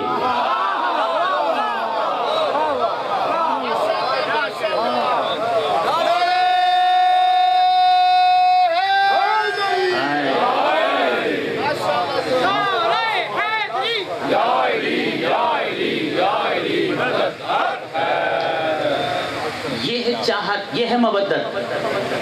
یہ ساری جو محنت کی ہے اسی مودت کو سمجھانے کے لیے کی۔ بھائی دیکھیے، یہ جو پیار ہے اور یہ جو چاہت ہے، اس وادی میں جن صاحبان نے قدم رکھا ہے ذرا ان سے پوچھ لیجئے گا، پتہ چل جائے گا آپ کو کہ یہ چاہت اور پیار کا جو پرندہ ہے، آپ کی توجہات ہیں میرے ساتھ؟ پیار کا پرندہ اڑان بھرتا رہتا ہے اور اس کی چاہت کا شجر تبدیل ہوتا رہتا ہے، ٹھیک ہے نا؟ یہ اڑان بھرتا ہے، پہلے مرحلے پر شجر محبت پر گیا، اس کی شاخ پر اپنا آشیانہ بنایا، ٹھیک ہے؟ وہاں اس نے قیام کیا، کچھ عرصہ رہا، اس کے بعد مل گیا معیار انس، اس نے اڑان بھری اور شجر انس کی شاخ پر جا کر اس نے اپنا گھونسلہ بنا دیا اور یہ وہاں ٹھہر گیا۔ اب پہلا ایسے کہ جیسے اس سے کوئی تعلق ہی نہیں تھا۔ اس کے بعد معیار شغف ملا، پھر ایک اڑان بھری، اب پہلے دونوں کل عدم، اس کے بعد معیار عشق مل گیا، پھر پیار کے پرندے نے اڑان بھری اور پہلے تینوں کل عدم، اب توجہ کی مرکز معیار عشق ہو گیا۔ بات تو پہنچ رہی ہے، آپ سب سمجھدار لوگ ہیں، اس سے زیادہ میں زیادہ کیا بات کروں، ٹھیک ہے نا؟ کہ اب توجہ کا مرکز کون ہو گیا؟ معیار عشق ہو گیا، ٹھیک ہے نا؟ تو محبوب بدلتے چلے جا رہے ہیں، ٹھیک ہے نا؟ اور جہاں پہنچتا ہے پچھلے والے ختم۔ تو محبت کے بعد انس کا معیار ملا، پھر شغف، پھر عشق۔ اللہ نے آل محمد کے لیے محبت نہیں مانگی، ٹھیک ہے نا؟ انس بھی نہیں مانگا، شغف بھی نہیں مانگا، عشق بھی نہیں مانگا، کیا مانگا ہے؟ مودت مانگی ہے۔ اللہ نے آل محمد کے لیے مانگی ہے مودت۔ کیوں؟ اس لیے کہ محبت کے بعد انس کی گنجائش ہوتی ہے، انس کے بعد شغف کی گنجائش ہوتی ہے، شغف کے بعد عشق کی گنجائش ہوتی ہے، اس لیے اللہ نے ان سب کو چھوڑ دیا۔ اللہ نے آل محمد کے لیے مودت مانگی ہے، کیوں؟ اس لیے کہ اللہ اس بات کو گوارا نہیں کرتا، برداشت نہیں کرتا کہ کوئی ان 14 کا ہونے کے بعد کسی اور کو سوچے بھی۔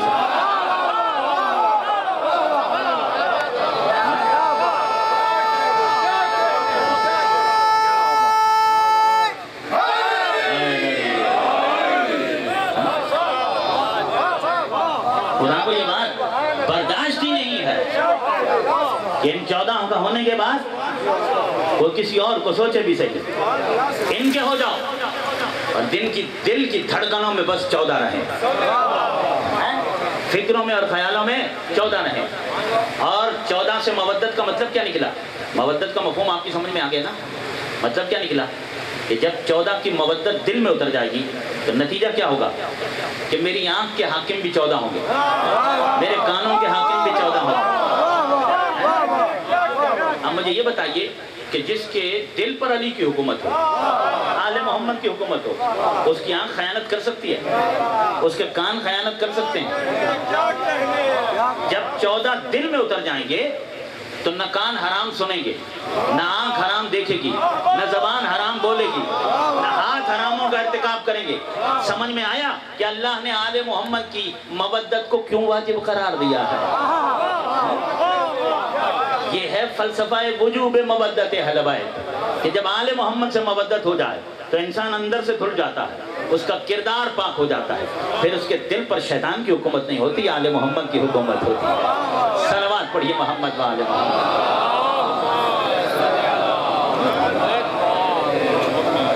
اب یہ آخری بات سمجھاؤں اور پھر میں جاؤں مسائل کی طرف۔ آخری بات فضائل کی اور معراج کی بات ہے، انتہائی اہم ترین بات ہے۔ قل لا اسألکم علیہ اجرن الا المودۃ فی القربہ۔ ویسا احوال کی سرزمین پر تاریخی مجلس ہو رہی ہے آج، ہاں بہت تاریخی مطالب ہیں جو آپ کی خدمت میں عرض کر رہا ہوں۔ ایک تو مانگی مودت ہے، 14 کے لیے محبت نہیں مانگی، ہم سے نہیں مانگا، شفقت نہیں مانگا، عشق نہیں مانگا، ان کے لیے مانگ لی مودت، اس کے بعد تو بات ہی ختم ہو گئی۔ مودت ہے چاہت کا انتہائی درجہ۔ قل لا اسألکم علیہ اجرا الا المودۃ فی القربہ۔ ایک تو چاہت کی انتہا مانگی ہے لفظ مودت کہہ کر، اوپر سے فی القربہ فی بھی لگا دیا۔ اب فی القربہ، قربہ سے پہلے لگایا ہے فی، اور فی لگا کر خالق نے انتہا کی ہے۔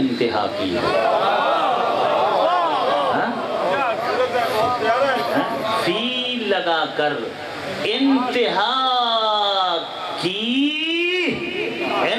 کی ہے۔ کیوں؟ اس لیے کہ مثلا کیا ممکن تھا یہاں کہنا؟ یہ کہنا ممکن تھا قل لا اسألکم علیہ اجرا الا المودۃ بالقربہ، بالقربہ ہو سکتا تھا۔ قل لا اسألکم علیہ اجرا الا المودۃ للقربہ، للقربہ بھی ہو سکتا تھا۔ قل لا اسألکم علیہ اجرا الا المودۃ من القربہ، یہ سارے الفاظ آ سکتے تھے نا۔ اللہ نے نہ من القربہ کہا، نہ بالقربہ کہا، نہ للقربہ کہا، اللہ نے کہا فی القربہ۔ کیا کہا ہے؟ قل لا اسألکم علیہ اجرا الا المودۃ فی القربہ۔ حالانکہ ہمارے ہاں جو ترجمہ کیا جاتا ہے وہ یا تو من سے قریب ہے، ترجمہ من کا ہو رہا، ٹھیک ہے نا، حالانکہ وہاں پر فی ہے، ٹھیک ہے نا، یا با سے قریب ترجمہ کیا جاتا ہے یا لام سے قریب۔ ترجمہ ہمارے ہاں جو کیا جاتا ہے وہ یا تو للقربہ کا کیا جا رہا ہے، یا بالقربہ کا کیا جا رہا ہے، یا من القربہ کا کیا جا رہا ہے۔ اب وہاں تو فی ہے، وہاں تو فی ہے، قل لا اسألکم علیہ اجرا الا المودۃ فی القربہ۔ ترجمہ یہ ہوتا ہے عام طور پر کہ قربہ سے مودت، قربہ سے مودت، قربہ سے مودت۔ سے کا ترجمہ دینے کے لیے آپ میں سے ہر ایک جانتا ہے کہ عربی میں لفظ ہے من کا ترجمہ ہوتا ہے سے، ٹھیک ہے؟ یہاں من تو نہیں ہے، یہاں تو من القربہ نہیں ہے، یہاں تو ہے فی القربہ، تو ترجمہ من کا کیوں کیا جا رہا ہے؟ فی کا ترجمہ کیا جا رہا ہے۔ فی کا ترجمہ کیا ہوتا ہے؟ فی کا ترجمہ ہوتا ہے میں، ٹھیک ہے؟ فی کا ترجمہ کیا ہے؟ میں، فی کا ترجمہ ہوتا ہے میں۔ اب ترجمہ کرنے والا سے جو لکھ رہا ہے وہ اپنے حساب سے صحیح لکھ رہا ہے، اس لیے کہ اگر وہ یہ لکھ دے کہ بھائی مودت کرو قربہ میں، تو سب لوگ کہیں گے کہ ترجمہ کرنے والے کو اردو نہیں آتی، تو وہ لکھ رہا ہے کہ مودت کرو قربہ میں۔ اب وہ بیچارہ اپنی اردو کو ٹھیک کرنے کے رکھنے کے لیے کہ میری اردو ٹھیک رہے اور لوگوں کو کوئی اعتراض پیدا نہ ہو کہ میں نے غلط اردو لکھی ہے، وہ سے لکھ دیتے ہیں۔ تو اردو تو ٹھیک ہو گئی مگر عربی خراب ہو گئی، عربی کا تو حق ادا نہیں ہوا، ہاں عربی کا حق ادا نہیں ہوا، کیونکہ وہاں تو ہے فی۔ اب سمجھا دوں فی، قل لا اسألکم علیہ اجرا الا المودۃ فی القربہ، مودت کرنی ہے اور فی والی کرنی ہے، فی القربہ، فی القربہ اللہ نے فی لگایا ہے، یہ کسی بندے کا لگایا ہوا نہیں ہے۔ جب اللہ نے فی لگایا ہے تو مودت بھی فی والی کرنی ہے۔ ہاں بیدار ہو جائیں نا میرے دوست، میرے احباب۔ فی کا ترجمہ ہے میں۔ اب علم نحو میں فی کو سمجھانے کے لیے جو سب سے بڑی اور مشہور مثال ہے وہ یہ ہے کہ السمک فی الماء، مچھلی پانی میں، السمک معراج ہو جائے گی جن تک بات پہنچ جائے گی۔ السمک فی الماء، مچھلی پانی میں۔ یہ فی کیوں کہا؟ بالماء کیوں نہیں کہا؟ السمک بالماء نہیں کہا، کیوں نہیں کہا؟ بالماء اس لیے نہیں کہا کیونکہ مچھلی کنارے پہ بیٹھ کے سیراب نہیں ہوتی، کیونکہ مچھلی باں کے معنی ساتھ کے ہوتے ہیں۔ اگر تو مچھلی دریا یا حوض یا سمندر کے کنارے پر بیٹھ کر اپنی پیاس بجھانے والی ہوتی تو بالماء کہا جاتا۔ اب یہاں فی الماء کیوں کہنا پڑا؟ فی کیوں لگانا پڑا؟ فی اس لیے لگانا پڑا کیونکہ مچھلی پانی میں ڈوب کر رہتی ہے، مچھلی پانی میں ڈوب کر رہتی ہے۔ السمکو فی الماء، مچھلی پانی میں. کیوں لگانا پڑا؟ اس لیے کہ مچھلی پانی میں ڈوب کر رہتی ہے. کیونکہ مچھلی پانی میں ڈوب کر رہتی ہے. کیونکہ مچھلی پانی میں ڈوب کر رہتی ہے. مچھلی پانی میں ڈوب کر رہتی ہے. قل لا اسألکم علیہ اجرا الا المودۃ فی القربى. ان 14 کو چاہنا اتنا چاہنا ان میں ڈوب جانا.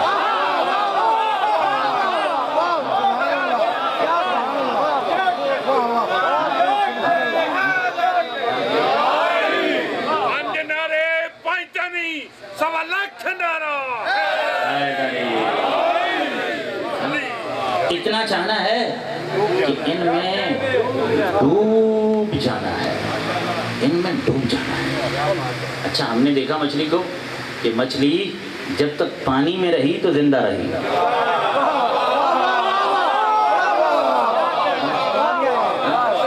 جب تک پانی میں رہی زندہ رہی. اور جیسے اسے پانی سے الگ کیا گیا دم توڑ گئی, مر گئی, زندہ نہ رہ سکی. تو مچھلی ہمیں کیا بتا گئی؟ مچھلی ہمیں کیا سکھا گئی؟ مچھلی ہمیں یہ سکھا کے گئی ہے کہ بھائی دیکھیں ان 14 میں ڈوب جانا ہے, انہی کا ہو جانا ہے, انہی میں کھو جانا ہے, انہی کے لیے جینا ہے, اور اگر کوئی ان سے الگ کرے تو بس مر جانا ہے.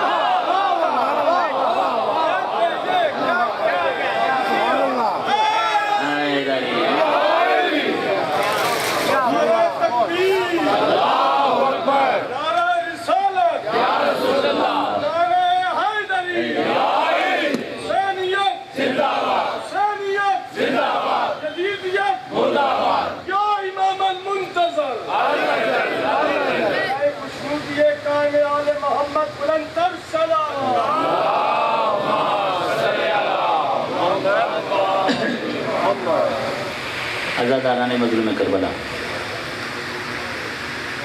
خدا اور رسول نے تو ان کے لیے مودت مانگی تھی, اور آپ نے مودت کا ترجمہ بھی سماعت فرما دیا.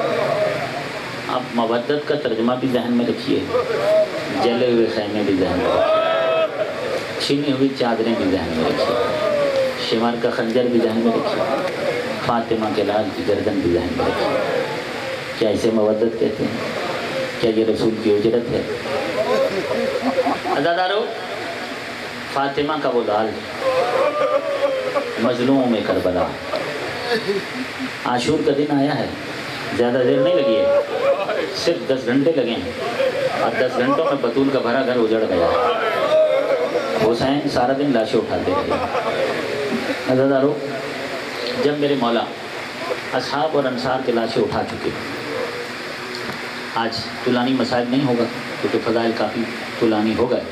بہرحال آپ رونے کے لیے بیٹھے ہیں, آپ پرسہ دیجیے, گریہ کرنے کے لیے آپ بیٹھے ہوئے ہیں.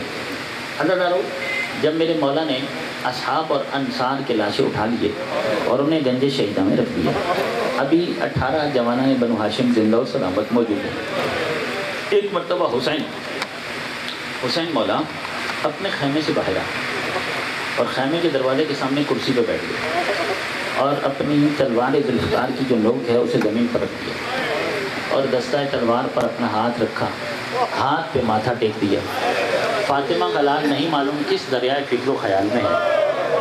ایک مرتبہ اجرکم اللہ جزاکم ربکم. ایک مرتبہ پسر سعد شمر ملعون سے کہتا ہے کہ سامنے بیٹھا ہے حسین, لاشیں اس نے کافی اٹھا لی, جا اس کے سامنے اور اسے جا کر کہہ کے حل میں مبارکن, حسین اب کوئی جوان ہے تو بھیج.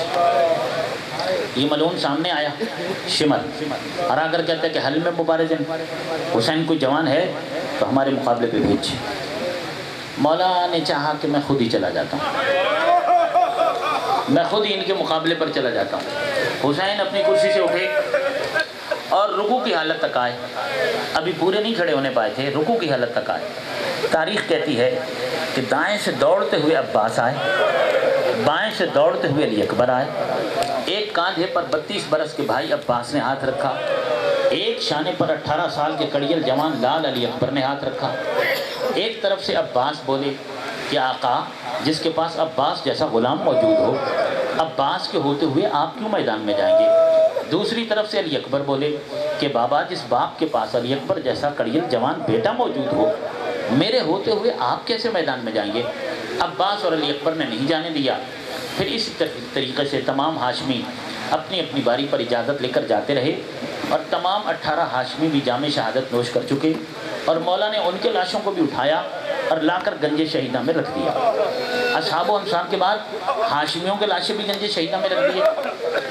مقتل کہتا ہے کہ ایک مرتبہ پھر دوبارہ وہی منظر ریپیٹ ہوا۔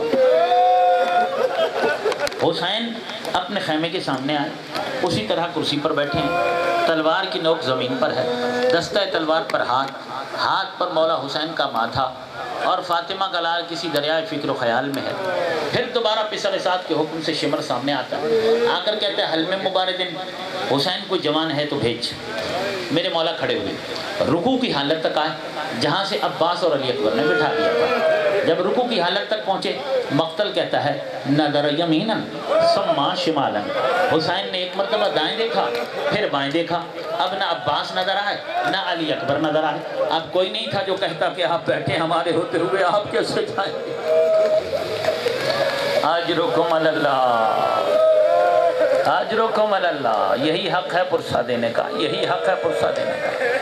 کائنات میں سب سے بڑے مظلوم حسین مولا، حسین سے بڑھ کر کسی کو رونے کا حق نہیں ہے، اور اگر آنکھیں رونے کے لیے بنی ہیں تو انہیں حسین پر رونا چاہیے۔ میرے 8ویں امام نے ابن شبیب سے کہا تھا کہ تجھے زندگی میں کبھی بھی اگر کسی غریب پہ رونا آ جائے تو میرے مظلوم دادا حسین کو ضرور یاد کرنا۔ ابو بصیر مرثیے میں بار بار اپنے رومال سے آنکھ کے آنسوؤں کو صاف کر رہے تھے، تو امام نے فرمایا کہ مرثیہ ہو رہا ہے اور قیامت کا مرثیہ ہے، روتے کیوں نہیں ہو ابو بصیر؟ ابو بصیر نے اپنا رومال دکھایا۔ امام فرماتے ہیں مجھے معلوم ہے کہ تمہاری آنکھیں برس رہی ہیں، تمہاری آنکھوں سے آنسو نکل رہے ہیں، میرا کہنے کا مطلب یہ ہے کہ تمہاری چیخیں کیوں نہیں بلند ہوتی؟ امام فرماتے ہیں کہ آواز بلند کر کے رویا کرو، چیخ مار کے رویا کرو، ایسے رویا کرو جیسے ہماری دادی زہرا۔ اجرکم علی اللہ، اللہ دارو۔ اب تو کوئی نہیں تھا جو مولا حسین سے کہتا کہ آپ بیٹھیے، ہمارے ہوتے ہوئے آپ کیسے جائیں گے؟ اب کوئی نہیں تھا۔ حسین مولا آئے، رخصت آخر کے لیے سب سے پہلے اپنے بیمار بیٹے سید سجاد کے خیمے میں آئے۔ سید سجاد خیمے میں خاک پر لیٹے ہوئے ہیں، پہلو بدل نہیں سکتے، آنکھیں بند ہیں، عالم غش میں ہیں۔ حسین مولا نے بیمار بیٹے کے سرہانے بیٹھ کر کچھ دعائیں پڑھی، سید سجاد کی آنکھیں کھلیں، اور اس کے بعد کہا کہ بیٹا سجاد، دستار امامت بھی لے لو، اسرار امامت بھی لے لو۔ کہا کیا ہوا؟ کہا میری باری آ گئی، میں جاؤں گا۔ تو پوچھنے لگے بیمار کہ چچا عباس کہاں؟ کہاں شہید ہو گئے۔ چچا حبیب کہاں؟ شہید ہو گئے۔ چچا زہیر کہاں؟ شہید ہو گئے۔ مسلم ابن اسدہ شہید ہو گئے۔ میرا بھائی علی اکبر کہاں؟ شہید ہو گئے۔ آخر میں حسین کہتے ہیں بس سجاد اتنا سن لو کہ مردوں میں یا تم بچو یا میں بچاؤں، اور کوئی نہیں بچا ہے۔ تو سید سجاد کہتے ہیں کہ بابا پھر آپ کیسے جائیں گے؟ پھر تو مجھے پہلے جانا چاہیے۔ کہتے ہیں نہیں سجاد، آپ بیمار ہیں، بیمار پر جہاد واجب نہیں ہے، اور زمین حجت خدا سے خالی نہیں ہو سکتی ہے، امامت کی ذمہ داریاں آپ کی ہیں، آپ نے جانا ہے، آپ نے کوفے کے بازار فتح کرنے ہیں، شام کے بازار فتح کرنے ہیں، یزید کا دربار فتح کرنا ہے، آپ کا امتحان ابھی باقی ہے۔ دستار امامت بھی، اسرار امامت بھی دیے۔ اس کے بعد آئے ہیں زہرا زادیوں کے خیموں میں۔ بطول زادیوں کے خیام میں حسین مولا رخصت آخر کے لیے آئے، وداع آخر کے لیے آئے۔ حسین کا بطول زادیوں سے عصر عاشور وداع ہونا، یہ بطول زادیوں کی اس دن کی سب سے بڑی مصیبت تھی۔ اسے صاحب معالی السبطین نے لکھا ہے کہ عاشور کے دن ہر بعد میں آنے والی مصیبت پہلی مصیبت سے زیادہ بڑی مصیبت تھی، مگر زینب کا حسین کو وداع کرنا، ام کلثوم کا حسین کو وداع کرنا، یہ زہرا زادیوں کی سب سے بڑی مصیبت تھی۔ اس سے بڑی علامہ مجلسی، علامہ مرزا یحییٰ نوری کے حوالے سے لکھتے ہیں صاحب معالی السبطین کہ علامہ مرزا یحییٰ نوری کربلا گئے، مولا حسین کے روزے کی زیارت کی، آدھی رات کا وقت تھا، بستر استراحت پر تھے، آنکھیں بند تھیں۔ عالم خواب میں دیکھا کہ کوئی منادی ندا دے کر کہہ رہا ہے کہ مرزا یحییٰ نوری، حرم حسین میں مجلس ہو رہی ہے اور تم سو رہے ہو۔ آنکھ کھلی، اٹھے، وضو کیا، سیدھا حرم میں گئے۔ حرم میں گئے تو کیا دیکھتے ہیں کہ واقعی مجلس ہو رہی ہے، علامہ مجلسی برسر ممبر ہیں، وہ مجلس پڑھ رہے ہیں، 500 امامہ پوش علماء سامنے بیٹھے ہیں، عوام کی بھی بڑی تعداد بیٹھی ہوئی ہے۔ یہ بھی جا کر مجلس میں بیٹھ گیا. علامہ مرزا یحییٰ نوری صاحب ماریو سلطان نے لکھا ہے جب علامہ مجلسی فضائل پڑھ چکے جیسے ہی مصائب شروع کرنا چاہتے تھے تو ممبر کے پیچھے ایک سیاہ پردہ تھا. وہ سیاہ پردہ ذرا سا سرکہ ایک کنیز برآمد ہوئی اور کہنے لگی کہ مجلسی میں حسین کی ماں کی کنیز ہوں, مجھے مادر حسین نے بھیجا ہے اور مادر حسین نے یہ فرمائش اور خواہش کی ہے کہ آج جب مصائب پڑھو تو میرے حسین کی ودا پڑھو کہ عصر عاشور حسین بطول زادیوں سے کیسے ودا ہوا. آجرکم اللہ. عزادارو بطول زادیوں کے جو خیمے لگے ہوئے تھے نا ان خیموں کا بیچ میں ایک مشترکہ صحن تھا. اس صحن میں حسین مولا اپنے ذوالجناح کو لے آئے, ذوالجناح کو کھڑا کر دیا, خود بھی کھڑے ہو گئے اور زہرا زادیوں کے خیموں کی طرف رخ کیا ہے بطول کے لال نے اور نام لیا بیویوں کا اور آواز بلند کر کے کہا یا زینب یا ام کلثوم یا رباب یا رقیہ یا سکینہ علیکن منی سلام. اے بطول زادیو حسین کا آخری سلام قبول کرو. عزادارو مولا کا اتنا کہنا تھا, بیویوں نے اپنے اپنے خیموں کو چھوڑ دیا, اپنے اپنے خیموں سے باہر آئیں اور مولا کے گرد ایک حلقہ بن گیا. اب صدائے گریہ بلند ہوئی, صدائے ماتم بلند ہوئی, بیویاں روتی رہیں اور مولا ان کو تسلی دیتے رہے. اب مولا حسین نے گھوڑے پر سوار ہونا, میدان میں جانے کے لیے ذوالجناح میں سوار ہونا. اب تک جو بھی گیا تھا نا اسے خود حسین نے سوار کرایا. زہیر گئے تو حسین نے سوار کرایا, حبیب گئے حسین نے سوار کرایا, عباس گئے حسین نے سوار کرایا, علی اکبر گئے حسین نے سوار کرایا. ہر ایک کو مولا نے خود سوار کرایا تھا. کوئی مرد سوار کراتا ہے. اب حسین نے جانا ہے حسین کو کون سوار کرائے گا. مقتل کہتا ہے ایک مرتبہ میرے مولا نے مقتل ہی کا رخ کیا حسین مولا نے اور آواز بلند کی اور کہا عباس, علی اکبر اور میرے شیرو آ کر مجھے سوار نہیں کراؤ گے. مقتل کہتا ہے اس وقت ایک بی بی نے اپنا خیمہ چھوڑا اور بطول زادی اپنے خیمے سے باہر آئیں اور یہ کہتی ہوئی آئیں, زینب عالیہ یہ کہتی ہوئی آئیں کہ بھیا حسین آج زینب کو ہی عباس سمجھ لو, آج زینب کو ہی علی اکبر سمجھ لو. عزادارو مجھے نہیں معلوم کہ کربلا کی پردیسن بہن نے اپنے پردیسی بھائی کو کس طرح سوار کرایا. حسین ہو گئے سوار, سواری چلی ہے حسین کی. ذوالجناح خیمے کے صدر دروازے پہ پہنچا, اگلے پاؤں باہر تھے, پچھلے پاؤں اندر تھے. آدھا گھوڑا باہر ہے آدھا اندر ہے.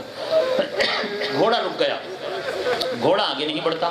یہ اسب با وفا ہے, اس نے مولا کا حکم کبھی ٹالا نہیں, اس نے کبھی حسین کی نافرمانی نہیں کی ہے. جانور ہے, گھوڑا ہے, مگر اس نے کبھی حسین کی نافرمانی نہیں کی ہے. آج حسین کہتے ہیں کہ آگے بڑھو مگر گھوڑا آگے نہیں بڑھتا ہے. مولا کہتے ہیں کہ میں جانتا ہوں کہ تم 3 دن کے بھوکے اور پیاسے ہو, ایک مرتبہ مجھے میدان میں لے جاؤ, یہ آخری تکلیف ہے, آج کے بعد حسین تمہیں کوئی تکلیف نہیں دے گا. اس کے بعد مولا فرماتے ہیں کہ گھوڑے جانتے ہو نا تم کہ میرا اکبر مارا گیا, تم جانتے ہو نا میرا عباس مارا گیا, میرے اصحاب اور میرے انصاب مارے گئے, میرے بھائی بیٹے بھتیجے مارے گئے. اب اس بھری دنیا میں میرا کوئی ناصر, کوئی یاور, کوئی مددگار نہیں بچا. اے گھوڑے مصیبت کی اس آخری منزل میں کیا تو بھی میرا ساتھ نہیں دے گا. گھوڑے ایک مرتبہ مجھے میدان لے جا, آج کے بعد حسین تجھے کوئی تکلیف نہیں دے گا. امام کا کلام اتنا مظلومانہ تھا, گھوڑے کی آنکھوں میں آنسو آ گئے. گھوڑے نے اپنی گردن کو جھکا دیا. اب زبان حال سے کچھ کہا. حسین مولا نے جھک کر دیکھا, کیا نظر آیا؟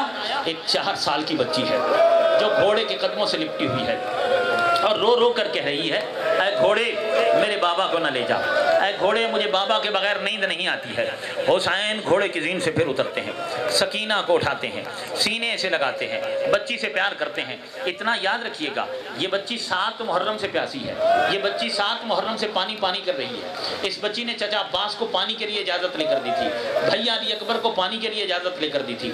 شاید اسی لیے میرے مولا حسین نے بچی کو تسلی دینے کے لیے مناسب سمجھا اور الفاظ استعمال کیے. فرمایا کہ سکینہ صبر کرو, ہو سکتا ہے کہ تمہارے لیے پانی کی کوئی سبیل ہو سکے.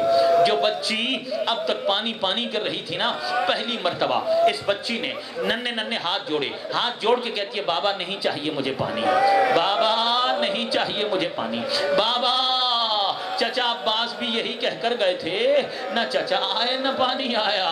بھیا علی اکبر بھی یہی کہہ کر گئے تھے، نہ بھیا علی اکبر آئے نہ پانی آیا، اب مجھے پانی نہیں چاہیے۔ کون ہے سکینہ؟ حسین کے سینے کا تعویذ ہے، حسین کی نماز تہجد کی دعاؤں کا ثمر ہے سکینہ۔ حسین کہتے ہیں کہ سکینہ صبر کرو۔ بچی کہتی ہے کہ بابا آپ کو معلوم ہے نا مجھے آپ کے بغیر نیند نہیں آتی ہے، میں آپ کے سینے پہ سونے کی عادی ہوں۔ بابا آپ کے بغیر کیسے سوں گی؟ یہاں ایک جملہ میرے سامنے آیا ہے مرحوم مبلغ اعظم مولانا محمد اسماعیل صاحب کا، اس مرحلے کے لیے یہ ایک جملہ ان کی زبان سے ہے۔ وہ فرماتے ہیں کہ یہاں حسین مولا نے بچی کو جو جواب دیا وہ جواب یہ تھا، جب سکینہ نے کہا نا کہ میں آپ کے سینے پہ سوتی ہوں، مجھے آپ کے بغیر نیند نہیں آتی ہے، حسین مولا نے کہا کہ آج کے بعد ماں کے پاس سو جایا کرنا، ماں کے پاس سو جایا کرنا۔ تو بچی نے کہا کہ میں اماں کے پاس کیسے سوؤں؟ اماں کے پاس میرا چھوٹا بھائی علی اصغر سوتا ہے۔ تو حسین نے کہا کہ آج کے بعد ہم نے جگہیں تبدیل کر دی ہیں، آج کے بعد علی اصغر میرے پاس سویا کرے گا، آج کے بعد سکینہ تو ماں کے پاس سویا کرنا۔ تو اس کے بعد بچی نے کہا کہ اچھا بابا اگر آج کے بعد مجھے آپ کا سینہ نصیب نہیں ہوگا تو میری آخری خواہش یہ ہے کہ ایک مرتبہ مجھے آپ اپنے سینے پہ لٹا دیں۔ حسین سکینہ کی خاطر خیمے کی خاک پر لیٹ گئے اور بچی کو اپنے سینے پہ لٹا لیا۔ کچھ ہی لمحوں کے اندر بچی کو نیند آ گئی، بچی سو گئی۔ اللہ جانے بچی نے خواب میں کیا دیکھا، شاید دادی فاطمہ زہرا کو دیکھا کہ دادی کچھ کہہ رہی ہیں کہ سکینہ بابا کو چھوڑ دو، تمہاری دادی تمہارے بابا کا انتظار کر رہی ہے۔ سکینہ نے بابا کا سینہ چھوڑا، حسین دوبارہ ذوالجناح پر سوار ہوئے، حسین پہنچ گئے میدان کے اندر۔ عزادارو علی کے لال، علی کے شیر کے ہاتھ میں علی والی ذوالفقار ہے، تلوار ذوالفقار کو لہرایا ہے، حسین نے لہرانا شروع کیا۔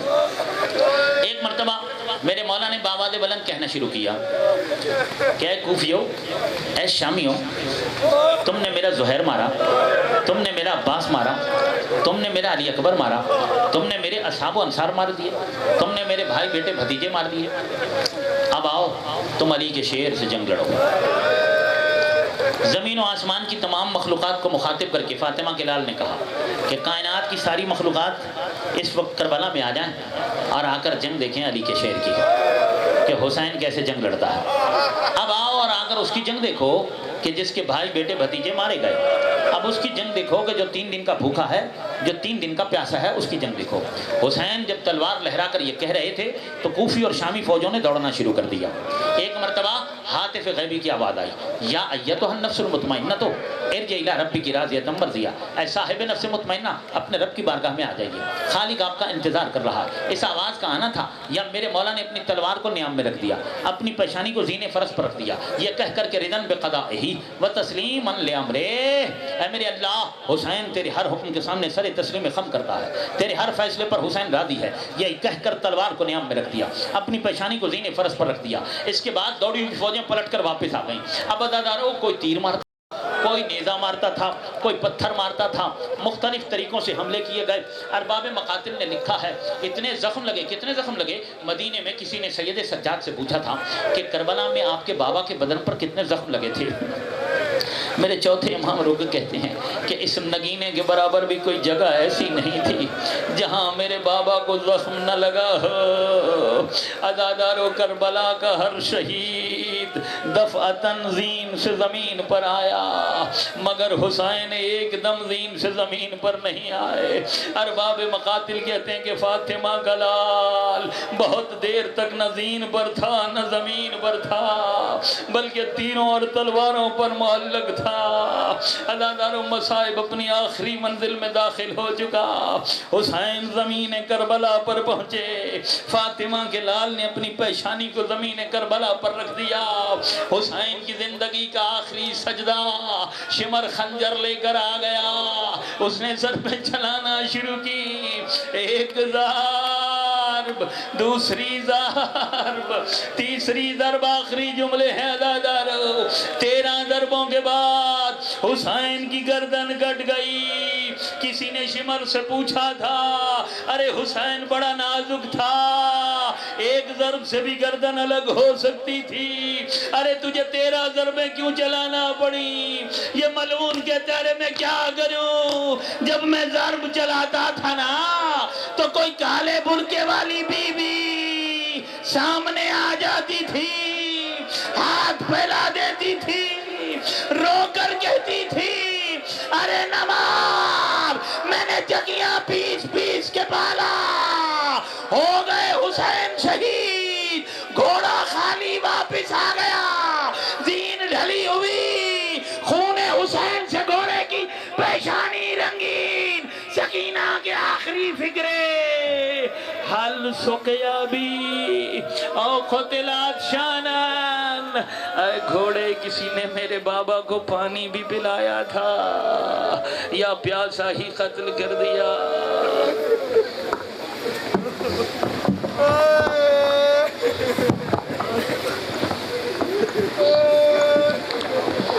یا حسین یا حسین یا حسین، ہلکا بنانے مولا یا حسین یا حسین یا حسین یا حسین یا حسین